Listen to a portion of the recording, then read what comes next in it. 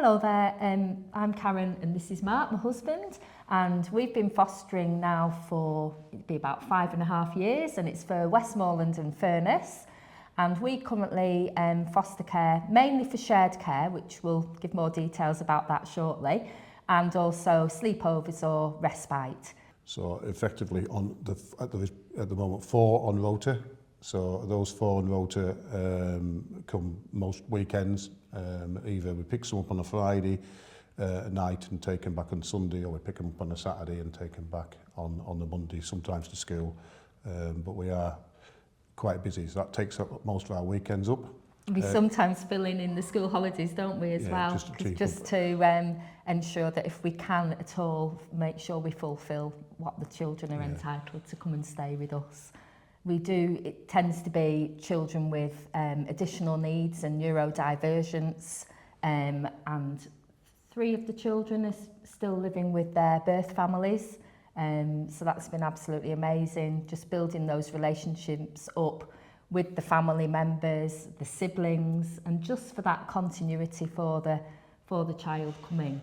And we've been looking after some of the children now for 4 going on 5 years, and you can see the change, the progression. One little boy, for instance, when he first arrived in terms of looking after him in terms of shared care, his attention span was about 2 minutes, if that. And you'll be surprised, initially he was opening every cupboard door.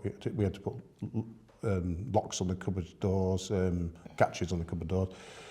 He managed to get himself, opened the tumble dryer and got himself inside the tumble dryer, so we couldn't actually leave him.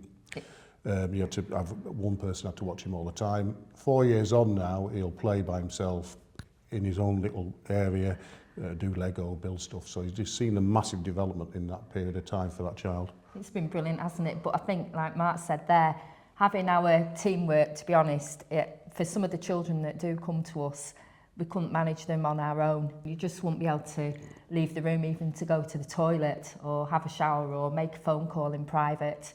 So it is definitely been a tag team with some of these children. But it has been an absolute pleasure and a joy watching the development, isn't it, with them. And it's a very much of an age range, so we've had children from 2, and we now look after a child that's moved out of fostering into adulthood or social services care effectively. Still on effectively a shared care, but it's actually called what they call direct payments. So it's on there, but we've looked after her for 3 years, and she's gone through that stage, and her parents are that keen for us to continue. They fund us to look after her at the weekends through what they call direct payment. Some of the children struggle with, for example, just to give a couple of examples, struggle with the mobility. And we've also got a lot of different equipment, so we might have looked after children that need a wheelchair, children that have to have a special seat for feeding. We've also been involved in a little one that has feeds through a tummy, known as a peg feed. She doesn't eat anything orally, and children have been quite dependent also with like the continence, so needing to change the pads. There's a lot of considerations in your home, obviously, as always, to maintain that child's dignity and privacy. We've got a son who still lives at home, but he's been absolutely brilliant. He's so respectful of the children. He's built up really good relationships with them, and I think it's helping him. He's now 16, and I think it's helping him turn into have these lovely qualities because of having these children into the home, isn't it? Yeah. There's one thing we definitely can't do, and that's like quickly pick up a bag and rush into the car to nip somewhere. You really have got, with some of the children that come to our house, Mark's nodding and smiling, because you've got to really, and we've loved doing this, planning individual sort of treats and places to go to suit that individual child. Because of their needs and their age, etc. We go to lots of different places. We know most of the children's play areas now, and quiet places, cafes that are really understanding. but it's also with a little one who's got quite severe autism. You can't just, sometimes it's a real gentle coax even to get him to come out of the house. We've got to just work as a team and sort of use little examples. Let's go and look at the fairy castle, or let's go and climb this, or to just, and he said, no, I want to stay in, I don't want to go out, and then we just leave it. And you've just got to be calm, you've just got to slow everything down, not rush anybody, because that doesn't work. No. It just builds up a frenzy, doesn't it? Yeah. So we've also been involved with sleepovers, haven't we? And that's been really enjoyable as well.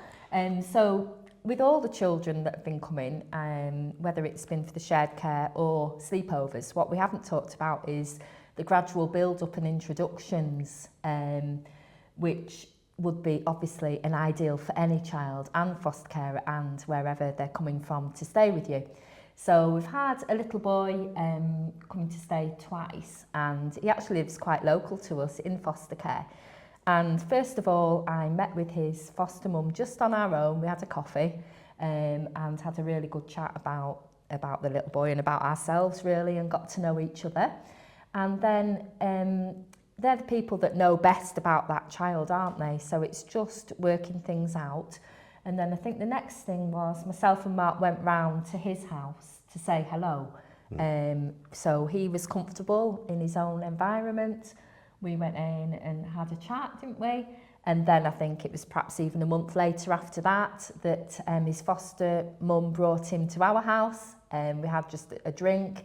Just try to make everything fun and just as exciting as it can, because it is classed as a holiday for them, isn't it? Yeah. So we feel that we've got a good relationship with the families, don't we? Yeah.